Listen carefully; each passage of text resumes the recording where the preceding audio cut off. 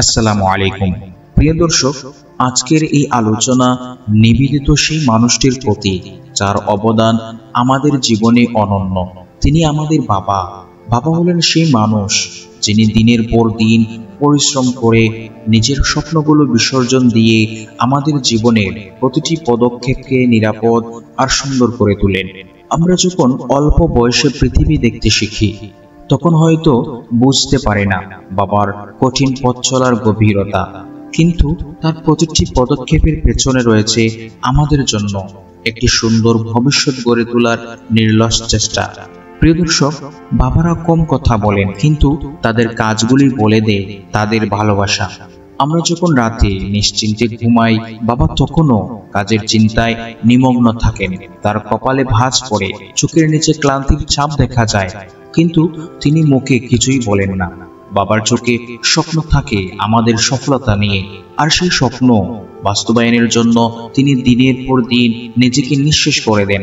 হয়তো অনেক সময় তার কঠোরতা আমাদের চোখে পড়ে, মনে হয় তিনি কেন এত কড়া, কিন্তু সেই কঠোরতার ভেতরে লুকিয়ে থাকে এক গভীর ভালোবাসা, আমাদের সুরক্ষার জন্য, আমাদের শক্তি হয়ে দাঁড়ানোর জন্য।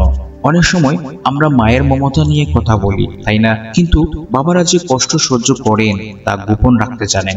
আমরা যখন ছোট্ট ছিলাম, বাবা আমাদের জন্য খেলনা কিনতেন, খাবার আনতেন, অথচ নিজের জন্য কিছুই কিনতেন না। আমাদের চোখে হয়তো ধরা পড়ে না, কিন্তু বাবার প্রতিটি পদক্ষেপে রয়েছে আমাদের জন্য ত্যাগের চাপ।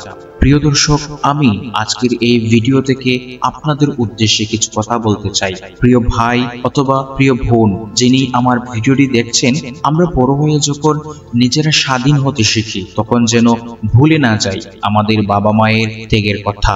আজ যদি আমরা প্রতিষ্ঠিত সুখী হই, তবে তার পেছনে রয়েছে আমাদের বাবা মায়ের অবদান। বাবার বয়স বাড়ছে, তার শরীর দুর্বল হয়ে আসছে, কিন্তু তার ভালোবাসা আর দায়িত্ববোধ সেই আগের মতোই গভীর। আমরা যেন কখনো ভুলে না যাই এই বয়সে এসে বাবার জন্য একটু সান্নিধ্য, একটু যত্ন, যা তার জীবনের সবচেয়ে বড় চাওয়া।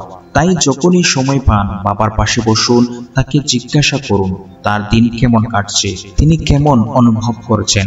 তার স্বাস্থ্য, তার সুখ সবকিছুই এখন আমাদের দায়িত্ব। তার মুখে একটুখানি হাসি এনে দেওয়ার জন্য তার কষ্টের ভাগিদার হতে শিখুন। বাবার জন্য যত্ন নেওয়াই আমাদের সবচাইতে বড় কর্তব্য।